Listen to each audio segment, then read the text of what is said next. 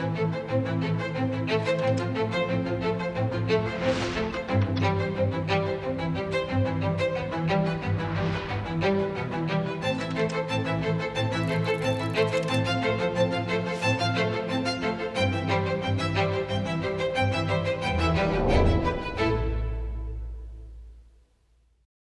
പ്രിയപ്പെട്ട ദേശവാസികളെ, നമസ്കാരം.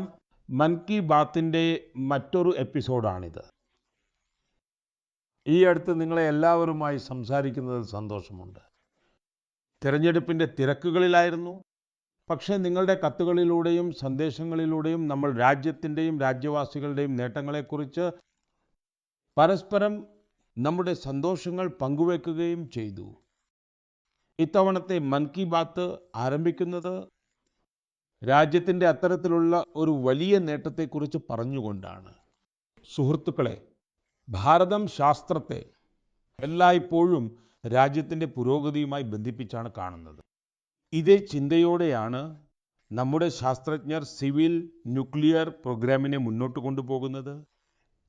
അവരുടെ പ്രയത്നങ്ങളാൽ ഈ പരിപാടി രാഷ്ട്ര നിർമ്മാണത്തിൽ സുപ്രധാനമായ സംഭാവനയാണ് നൽകുന്നത്. ഇതുകൊണ്ട് നമ്മുടെ ഇൻഡസ്ട്രിയൽ ഗ്രോത്തിനും എനർജി സെക്ടറിനും ഹെൽത്ത് കെയർ സെക്ടറിനും വളരെയധികം പ്രയോജനം ലഭിച്ചിട്ടുണ്ട്. കൃഷി മുതൽ ആധുനിക ഇന്നോവേറ്റേഴ്സിനും ഭാരതത്തിൻ്റെ സിവിൽ ന്യൂക്ലിയർ പ്രോഗ്രാം വളരെയധികം സഹായം നൽകിയിട്ടുണ്ട്. സുഹൃത്തുക്കളെ, കുറച്ച് ദിവസങ്ങൾക്ക് മുൻപ് നമ്മുടെ ന്യൂക്ലിയർ സയൻറ്റിസ്റ്റുകൾ മറ്റൊരു വലിയ നേട്ടത്തിലൂടെ ഭാരതത്തിൻ്റെ യശസ് ഉയർത്തിയിരിക്കുന്നു. തമിഴ്നാട്ടിലെ കൽപ്പാക്കത്തുള്ള ഫാസ്റ്റ് ബ്രീഡർ റിയാക്ടർ ക്രിട്ടിക്കാലിറ്റി കൈവരിച്ചിരിക്കുന്നു. യഥാർത്ഥത്തിൽ ക്രിട്ടിക്കാലിറ്റി എന്നത് ആ ഒരു ഘട്ടമാണ്. അതിൽ റിയാക്ടർ ആദ്യമായി സെൽഫ് സസ്റ്റൈനിങ് ന്യൂക്ലിയർ ചെയിൻ റിയാക്ഷനിൽ വിജയം കൈവരിക്കുന്നു. ഈ ഘട്ടത്തിൻ്റെ അർത്ഥം റിയാക്ടർ അതിൻ്റെ ഓപ്പറേഷൻ ഫേസിലേക്ക് എത്തിച്ചേർന്നു എന്നാണ്. ഭാരതത്തിൻ്റെ ന്യൂക്ലിയർ എനർജി ജേർണിയിൽ ഇതൊരു ചരിത്രപരമായ മൈൽ സ്റ്റോൺ ആണ്. കൂടാതെ ഈ ആണവ റിയാക്ടർ പൂർണ്ണമായും തദ്ദേശീയ സാങ്കേതിക വിദ്യയിൽ നിർമ്മിച്ചതാണെന്നതും ഒരു വലിയ കാര്യമാണ്. സുഹൃത്തുക്കളെ, ഇതിനെ എന്തുകൊണ്ടാണ് ബ്രീഡർ റിയാക്ടർ എന്ന് വിളിക്കുന്നത്? അതിനു പിന്നിലും ഒരു കാരണമുണ്ട്. ഊർജ ഉത്പാദനത്തോടൊപ്പം തന്നെ ഭാവിക്കായി പുതിയ ഇന്ധനവും സ്വയം തയ്യാറാക്കുന്ന ഒരു സിസ്റ്റമാണിത്. സുഹൃത്തുക്കളെ, 2024 മാർച്ചിലെ ആ സമയവും എനിക്ക് ഓർമ്മയുണ്ട്.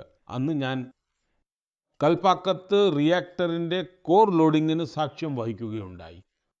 ഭാരതത്തിൻ്റെ ആണവ പദ്ധതിക്ക് വിലമതിക്കാനാവാത്ത സംഭാവനകൾ നൽകിയ എല്ലാവരെയും ഞാൻ അഭിനന്ദിക്കുന്നു. രാജ്യവാസികളുടെ ജീവിതം മെച്ചപ്പെട്ടതും ലളിതവുമാക്കാനുള്ള അവരുടെ ഈ പ്രയത്നം വളരെ പ്രശംസനീയമാണ്. ഇത് വികസിത ഭാരതം എന്ന നമ്മുടെ സങ്കല്പത്തിന് ഒരു പുതിയ ഊർജം നൽകും. എൻ്റെ പ്രിയപ്പെട്ട ദേശവാസികളെ, മൻ കി ബാത്തിൽ ഇന്ന് ഞാൻ അദൃശ്യമായ ഒരു ശക്തിയെക്കുറിച്ചാണ് സംസാരിക്കാൻ ആഗ്രഹിക്കുന്നത്. എന്നാൽ അതില്ലാതെ നമ്മുടെ ജീവിതം ഒരു നിമിഷം പോലും മുന്നോട്ടു പോകില്ല. ഈ ശക്തിയാണ് ഭാരതത്തെ മുന്നോട്ട് നയിക്കുന്നത്.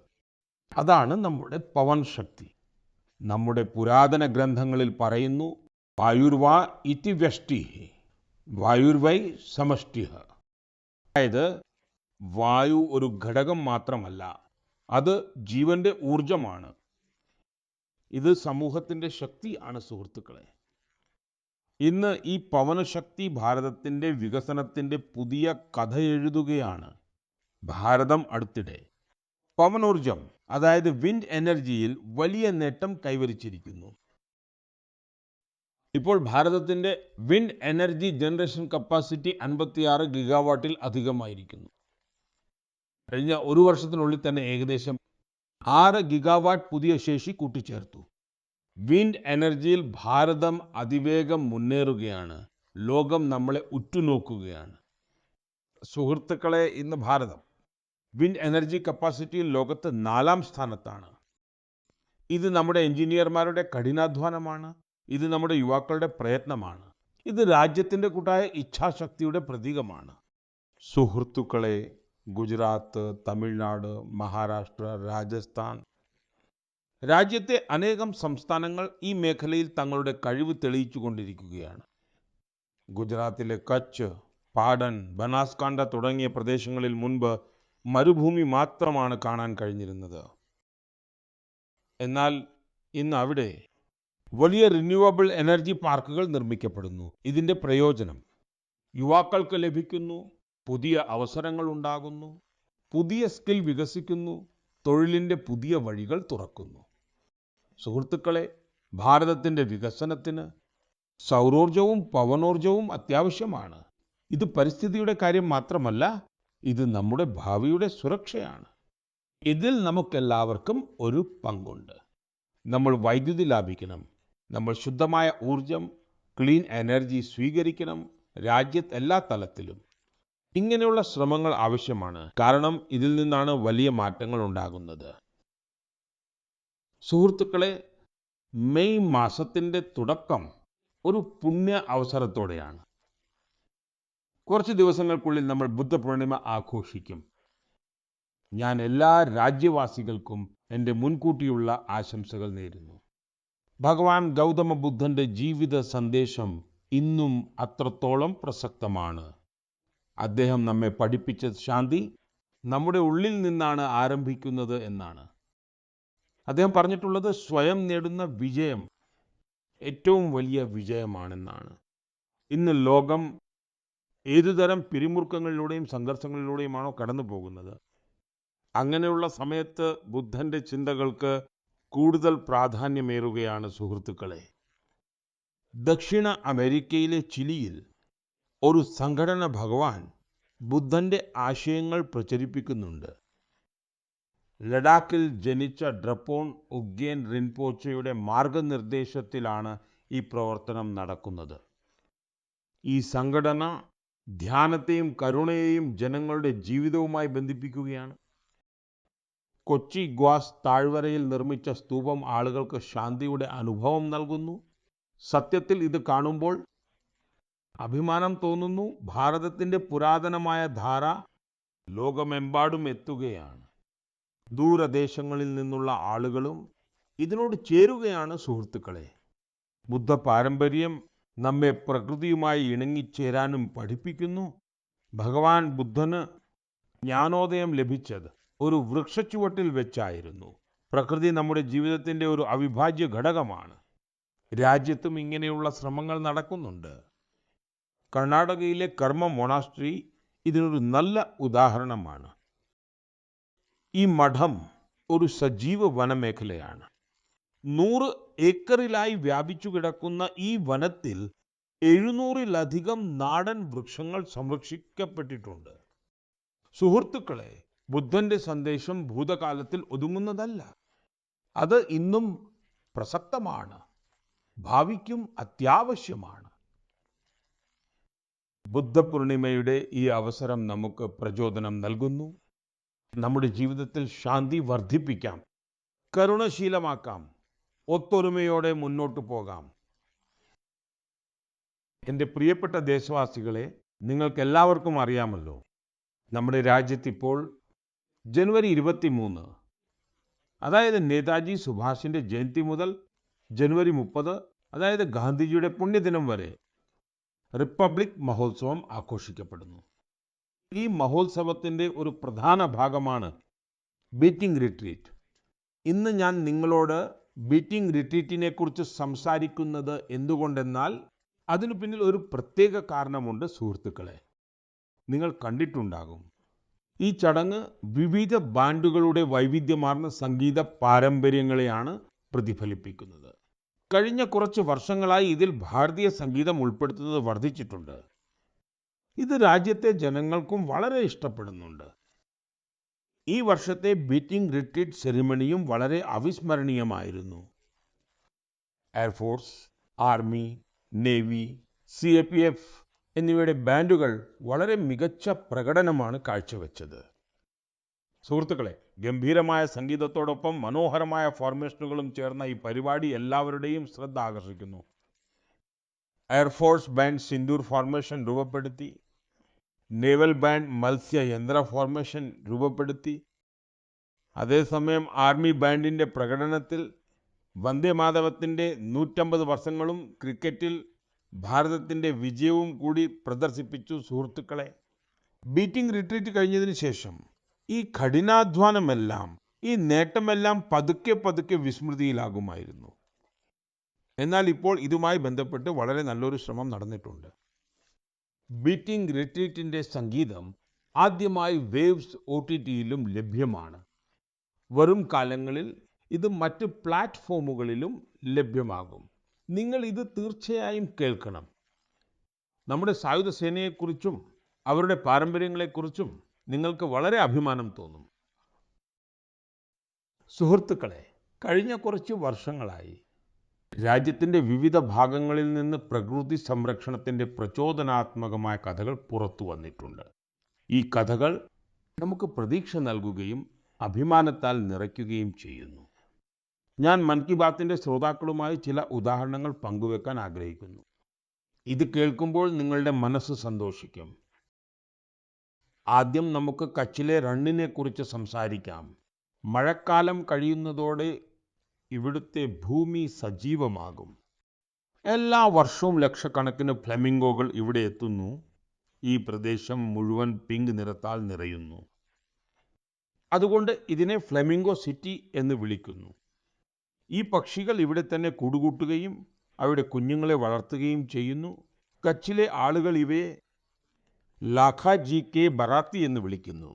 ഇപ്പോൾ ലാഖാജി കെ ബറാത്തി കച്ചിലെ പരിസ്ഥിതി സംരക്ഷണത്തിന്റെ വളരെ മനോഹരമായ പ്രതീകമായി മാറിയിരിക്കുന്നു. സുഹൃത്തുക്കളെ, രണ്ടാമത്തെ സംഭവം മനുഷ്യനും വന്യജീവികളും തമ്മിലുള്ള സഹകരണത്തിൻ്റെതാണ്. ഇത് ഉത്തർപ്രദേശിൽ നിന്നാണ്. ഇവിടുത്തെ തറായി പ്രദേശങ്ങളിൽ വിളവെടുപ്പ് കാലത്ത് ആനക്കൂട്ടങ്ങൾ ഗ്രാമങ്ങളിലേക്ക് വരുന്നു. ഇതുകൊണ്ട് സംഘർഷത്തിനുള്ള സാധ്യത വർദ്ധിക്കുന്നു. എന്നാൽ ഇപ്പോൾ UPയിലും ഗജമിത്ര പോലുള്ള ശ്രമങ്ങൾ ആരംഭിച്ചിട്ടുണ്ട്. ഗ്രാമവാസികൾ തന്നെ ടീമുകളായി തിരിഞ്ഞ് ആനകളെ നിരീക്ഷിക്കുന്നു. അവർ യഥാസമയം ആളുകൾക്ക് മുന്നറിയിപ്പ് നൽകുന്നു. ഇതുമൂലം സംഘർഷം കുറയുകയും ജനങ്ങളിൽ വിശ്വാസം വർദ്ധിക്കുകയും ചെയ്യുന്നു. സുഹൃത്തുക്കളെ, മധ്യഭാരതത്തിൽ നിന്നും ഒരു നല്ല വാർത്തയുണ്ട്. ഛത്തീസ്ഗഡിലെ ബ്ലാക്ക് ബക്ക്, അതായത് കൃഷ്ണമൃഗത്തെ വീണ്ടും കാണാൻ തുടങ്ങിയിരിക്കുന്നു. ഒരു കാലത്ത് ഇവയുടെ എണ്ണം വളരെ കുറവായിരുന്നു. എന്നാൽ നിരന്തരമായ ശ്രമങ്ങൾ നടന്നു സംരക്ഷണം വർദ്ധിപ്പിച്ചു. ഇന്ന് അവ വീണ്ടും തുറന്ന മൈതാനങ്ങളിൽ ഓടി നടക്കുന്നത് കാണാം. ഇത് നമ്മുടെ നഷ്ടപ്പെട്ട പൈതൃകത്തിന്റെ തിരിച്ചുവരവാണ്. ഇതേപോലൊരു പ്രതീക്ഷ ഗ്രേറ്റ് ഇന്ത്യൻ ബസ്റ്റാർഡ്, അതായത് ഗോഡാവണിന്റെ സംരക്ഷണത്തിലും കാണുന്നുണ്ട്. ഈ പക്ഷി നമ്മുടെ മരുഭൂമി പ്രദേശങ്ങളുടെ അടയാളമായിരുന്നു. എന്നാൽ ഒരു കാലത്ത് ഇതിന്റെ എണ്ണം വളരെ കുറവായിരുന്നു. അവസ്ഥ എന്തായിരുന്നെന്നാൽ ഈ പക്ഷി വംശനാശത്തിന്റെ വക്കിലെത്തിയിരുന്നു. എന്നാൽ ഇപ്പോൾ ഇതിന്റെ സംരക്ഷണത്തിനായി വലിയൊരു പ്രചാരണം നടക്കുന്നുണ്ട്. ശാസ്ത്രീയമായ രീതികൾ സ്വീകരിക്കുന്നുണ്ട്. പ്രജനന കേന്ദ്രങ്ങൾ സ്ഥാപിച്ചിട്ടുണ്ട്. ഇപ്പോൾ പുതിയൊരു ജീവിതത്തിന്റെ തുടക്കം കാണുന്നുണ്ട്. സുഹൃത്തുക്കളെ, പ്രകൃതിയും മനുഷ്യനും വേറിട്ടതല്ല. നമ്മൾ പരസ്പരം സഹയാത്രികരാണ്. നമ്മൾ പ്രകൃതിയെ മനസ്സിലാക്കുകയും അതിനെ ബഹുമാനിക്കുകയും അതിനോടൊപ്പം ചേർന്ന് നടക്കുകയും ചെയ്യുമ്പോൾ മാറ്റം വ്യക്തമായി കാണാൻ സാധിക്കും. ഇന്ന് ഈ മാറ്റം രാജ്യത്തിന്റെ മുക്കിലും മൂലയിലും നിന്ന് പുതിയ പ്രതീക്ഷയായി മുന്നോട്ട് വരുന്നു. എൻ്റെ പ്രിയപ്പെട്ട ദേശവാസികളെ, നോർത്ത് ഈസ്റ്റ് നമുക്കെല്ലാവർക്കും അഷ്ടലക്ഷ്മിയാണ്. ഇവിടെ ധാരാളം കഴിവുകളുണ്ട്. നോർത്ത് ഈസ്റ്റിന്റെ പ്രകൃതി ഭംഗിയും എല്ലാവരുടെയും ശ്രദ്ധ ആകർഷിക്കുന്നു. മൻ കി ബാത്തിലും നമ്മൾ മിക്കപ്പോഴും നോർത്ത് ഈസ്റ്റിലെ ജനങ്ങളുടെ നേട്ടങ്ങളെക്കുറിച്ച് ചർച്ച ചെയ്യാറുണ്ട്. ഇന്നും അതുപോലെ മറ്റൊരു നേട്ടത്തെക്കുറിച്ച് ഞാൻ നിങ്ങളോട് സംസാരിക്കാം. അതാണ് ബാംബൂ സെക്ടറിലെ നോർത്ത് ഈസ്റ്റിന്റെ വിജയം. സുഹൃത്തുക്കളെ, ഒരു കാലത്ത് ഭാരമായി കണ്ടിരുന്ന ഒരു കാര്യം അതിന് തൊഴിലിനും വ്യവസായത്തിനും ഇന്നൊവേഷനും പുതിയ ഗതിവേഗം നൽകുന്നു. നമ്മുടെ അമ്മമാരും സഹോദരിമാരും ഇതിൻ്റെ ഏറ്റവും വലിയ ഗുണഭോക്താക്കളാണ്. ഇതറിഞ്ഞാൽ നിങ്ങൾ അത്ഭുതപ്പെടും. ബാംബൂവിൻ്റെ നിർവചനം മാറ്റിയത് എത്ര വലിയൊരു മാറ്റമാണ് കൊണ്ടുവന്നതെന്ന്. സുഹൃത്തുക്കളെ, ബ്രിട്ടീഷുകാർ ഉണ്ടാക്കിയ നിയമമനുസരിച്ച് ബാംബുവിനെ ഒരു മരമായാണ് നിർവചിച്ചിരുന്നത്. അതുകൊണ്ട് തന്നെ അതുമായി ബന്ധപ്പെട്ട നിയമങ്ങൾ വളരെ കർശനമായിരുന്നു. ബാംബു എവിടെയെങ്കിലും കൊണ്ടുപോകുന്നത് വളരെ ബുദ്ധിമുട്ടായിരുന്നു. അതുകൊണ്ട് ഇവിടുത്തെ ആളുകൾ മുളയുമായി ബന്ധപ്പെട്ട ജോലികളിൽ നിന്ന് അകന്നുപോയി. സുഹൃത്തുക്കളെ, 2017 നിയമത്തിൽ മാറ്റം വരുത്തി നമ്മൾ ബാംബുവിനെ മരത്തിൻ്റെ കാറ്റഗറിയിൽ നിന്ന് ഒഴിവാക്കി. അതിൻ്റെ ഫലം എല്ലാവർക്കും മുന്നിലുണ്ട്. ഇന്ന് നോർത്ത് ഈസ്റ്റിലുടനീളം ബാംബു സെക്ടർ തഴച്ചു വളരുകയാണ്. ആളുകൾ തുടർച്ചയായി ഇന്നോവേഷനിലൂടെ ഇതിൽ വാല്യൂ അഡീഷൻ നടത്തുന്നുണ്ട്. സുഹൃത്തുക്കളെ, ത്രിപുരയിലെ ഗോമതി ഡിസ്ട്രിക്റ്റിലെ ബിജോയ് സൂത്രധാറും സൗത്ത് ത്രിപുരയിലെ പ്രദീപ് ചക്രവർത്തിയും അവരെക്കുറിച്ചാണ് സംസാരിക്കുന്നത്. അവർ പുതിയ നിയമങ്ങളെ തങ്ങൾക്കുള്ള ഒരു വലിയ അവസരമായി കണ്ടു. പിന്നീട് അവർ തങ്ങളുടെ ജോലിയെ ടെക്നോളജിയുമായി ബന്ധിപ്പിച്ചു. ഇന്ന് അവർ മുമ്പത്തേക്കാൾ വളരെ മികച്ച രീതിയിലും കൂടുതൽ അളവിലും മുള ഉൽപ്പന്നങ്ങൾ ഉണ്ടാക്കുന്നുണ്ട്. നാഗാലാൻഡിലെ ദിമാപൂരിലും പരിസര പ്രദേശങ്ങളിലും മുളയുമായി ബന്ധപ്പെട്ട ഫുഡ് പ്രോഡക്റ്റുകളിൽ വാല്യൂ എഡിഷൻ നടത്തിയ നിരവധി സെൽഫ് ഹെൽപ്പ് ഗ്രൂപ്പുകളുണ്ട്. അവിടെ മുള കൊണ്ടുള്ള ഫർണിച്ചറുകളിലും കരകൗശല വസ്തുക്കളിലും പ്രവർത്തിക്കുന്ന ഖൊറോലോ, ക്രിയേറ്റീവ് ക്രാഫ്റ്റ് പോലുള്ള ടീമുകളുമുണ്ട്. സുഹൃത്തുക്കളെ, മിസോറാമിലെ മാമിത് ജില്ലയിൽ മുളയുടെ ടിഷ്യൂ കൾച്ചറിലും പോളി ഹൗസ് മാനേജ്മെന്റിലും പ്രവർത്തിക്കുന്ന ടീമുകളുണ്ട്. എനിക്ക് സിക്കിമിലെ ഗാൻടോക്കിനടുത്തുള്ള ലാഗ് സ്ഥൽ ബാംബു എന്റർപ്രൈസ് ടീമിനെ കുറിച്ചും അറിയാൻ കഴിഞ്ഞു. ഇവർ മുളയിൽ നിന്ന് കരകൗശല വസ്തുക്കളും ചന്ദനത്തിലൂടെ സ്റ്റിക്കുകളും ഫർണിച്ചറുകളും ഇന്റീരിയർ ഡെക്കോർ സാധനങ്ങളും നിർമ്മിക്കുന്നു. സുഹൃത്തുക്കളെ, ഞാനിവിടെ കുറച്ച് ഉദാഹരണങ്ങൾ മാത്രമാണ് നൽകിയത്. രാജ്യത്ത് ബാംബു സെക്ടറിന്റെ വിജയത്തിന്റെ ഈ ലിസ്റ്റ് വളരെ നീണ്ടതാണ്. നിങ്ങൾ എല്ലാവരും നോർത്ത് ഈസ്റ്റിൽ നിന്നുള്ള ഏതെങ്കിലും ഒരു മുള ഉൽപ്പന്നം തീർച്ചയായും വാങ്ങണമെന്ന് ഞാൻ അഭ്യർത്ഥിക്കുന്നു. നിങ്ങൾക്ക് ഇത് സമ്മാനമായി നൽകാനും കഴിയും. ബാംബു പ്രോഡക്റ്റുകൾ ഉണ്ടാക്കാൻ വിയർപ്പൊഴുക്കുന്ന ആളുകൾക്ക് ഇതൊരു പ്രോത്സാഹനമായിരിക്കും. എൻ്റെ പ്രിയപ്പെട്ട ദേശവാസികളെ, വേഗത്തിൽ മാറിക്കൊണ്ടിരിക്കുന്ന ഈ കാലഘട്ടത്തിൽ ടെക്നോളജി നമ്മുടെ ജീവിതത്തിൻ്റെ ഒരു വലിയ ഭാഗമായി മാറിയിരിക്കുന്നു.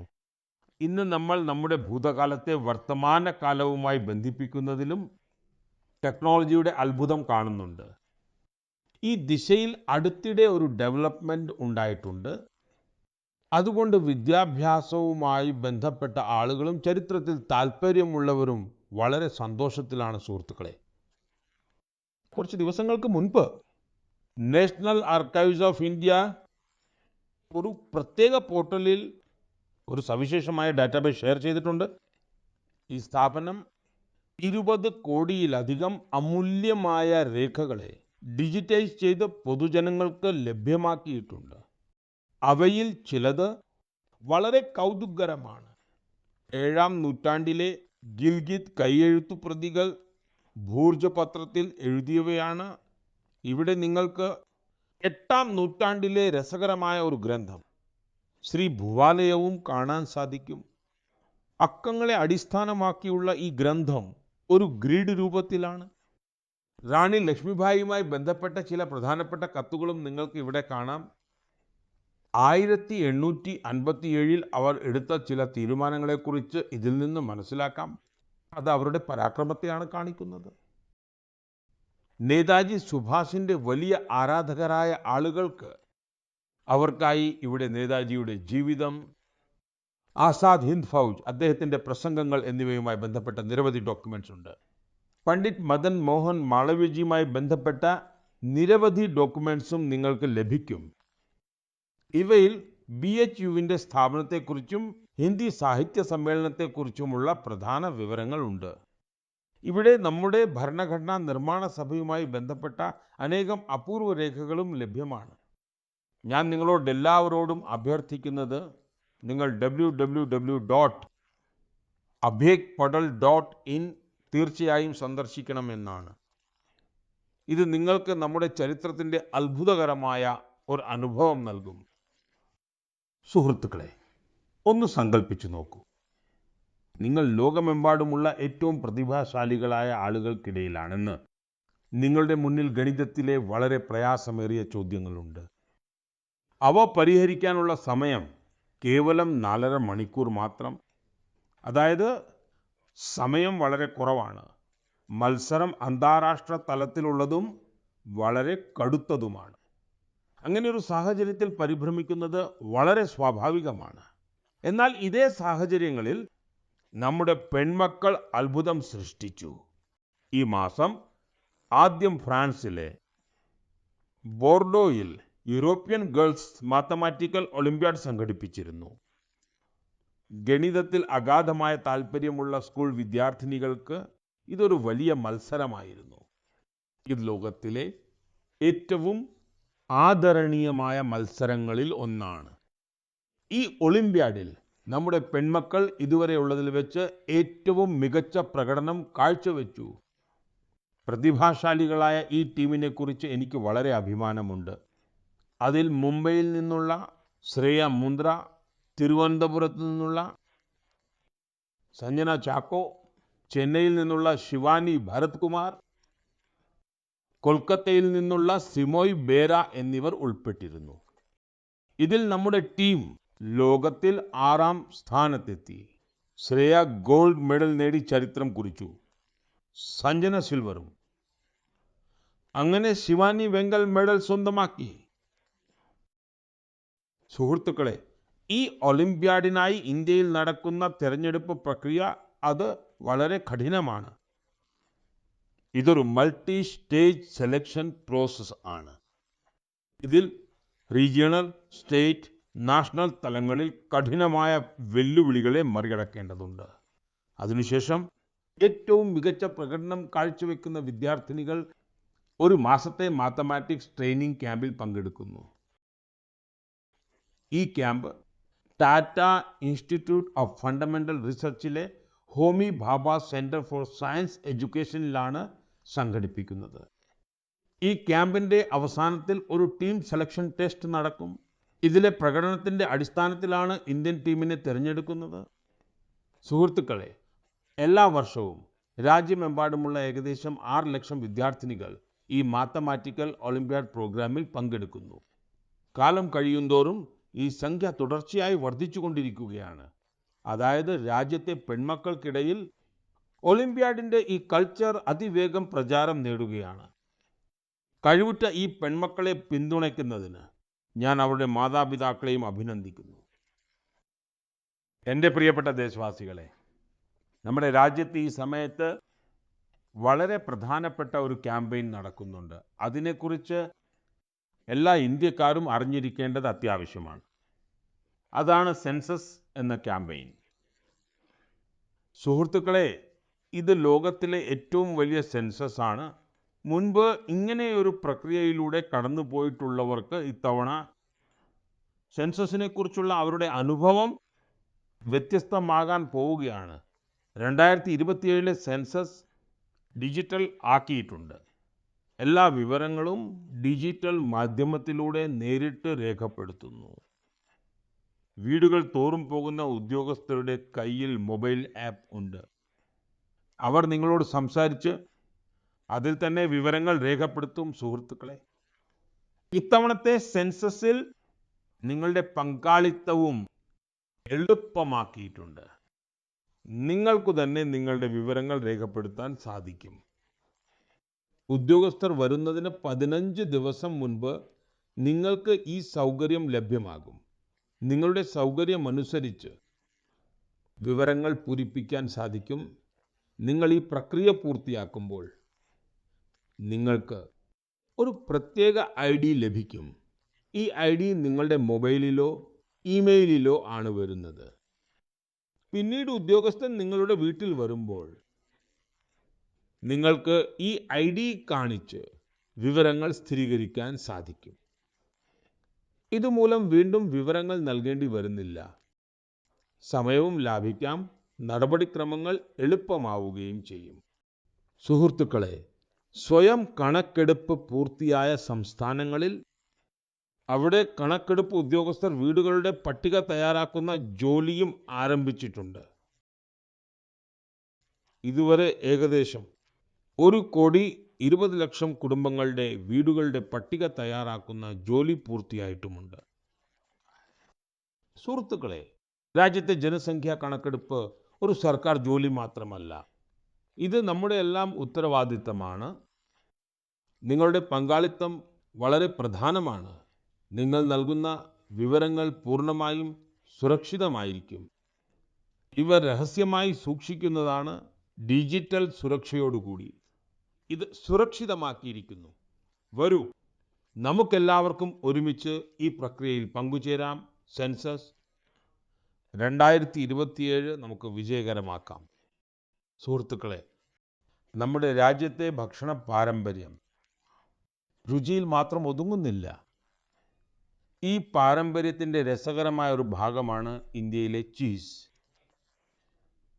കുറച്ച് ദിവസങ്ങൾക്ക് മുൻപ് ഞാൻ ട്വീറ്റിലൂടെ ഒരു വിവരം പങ്കുവച്ചിരുന്നു. ബ്രസീലിൽ നടന്ന ഒരു അന്താരാഷ്ട്ര ചീസ് മത്സരത്തിൽ ഇന്ത്യൻ ചീസിന്റെ 2 ബ്രാൻഡുകൾക്ക് പ്രശസ്തമായ പുരസ്കാരങ്ങൾ ലഭിച്ചു. ഈ നേട്ടത്തെക്കുറിച്ചുള്ള ചർച്ച സോഷ്യൽ മീഡിയയിലും വലിയ രീതിയിൽ നടന്നു.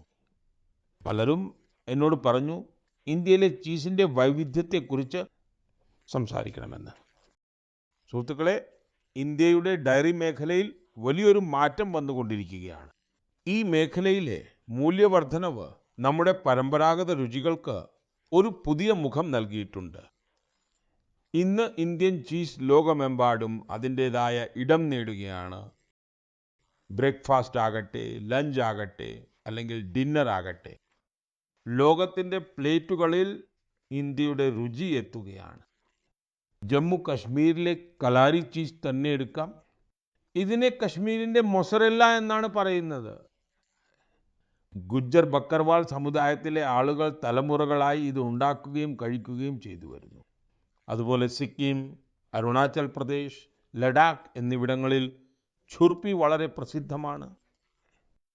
മലനിരകളുടെ ലാളിത്യവും സൗമ്യതയും അതിൻ്റെ രുചിയിലും അനുഭവിക്കാൻ കഴിയും. ഈ ചീസിന്റെ പ്രത്യേകത എന്തെന്നാൽ ഇത് യാക്കിൻ്റെ പാലിൽ നിന്നാണ് ഉണ്ടാക്കുന്നത്. സുഹൃത്തുക്കളെ, മഹാരാഷ്ട്രയിലും ഗുജറാത്തിലുമുള്ള ടോപ്ലിനു പനീർ, അതിനെ സൂർത്തി ചീസ് എന്നും പറയാറുണ്ട്. അതിനും അതിൻ്റെതായ ഒരു പ്രത്യേകതയുണ്ട്.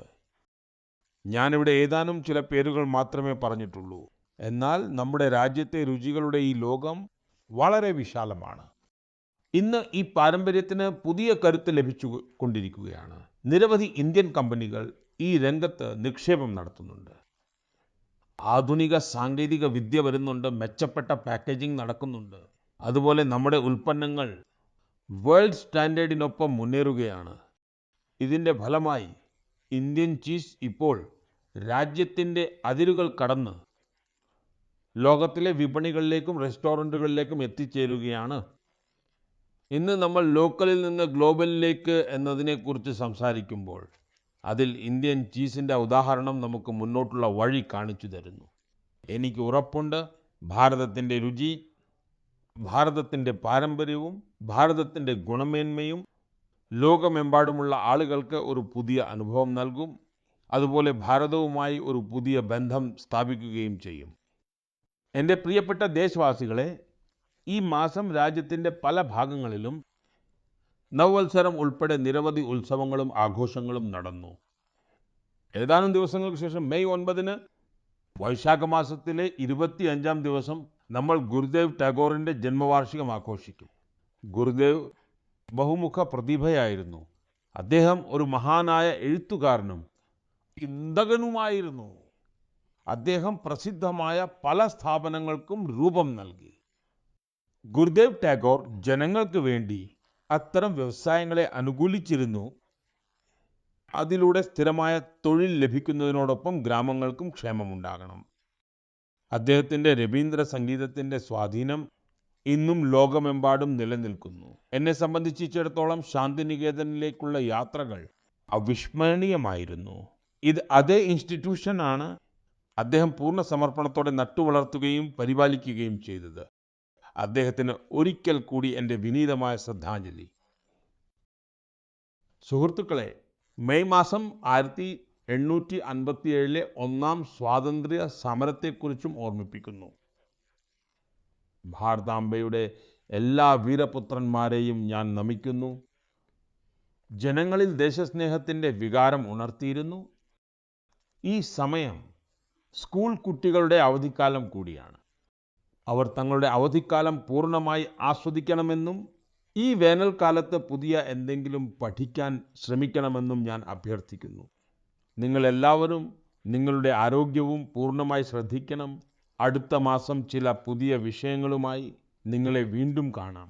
രാജ്യവാസികളുടെ ചില പുതിയ നേട്ടങ്ങളുമായി. വളരെയധികം നന്ദി. നമസ്കാരം.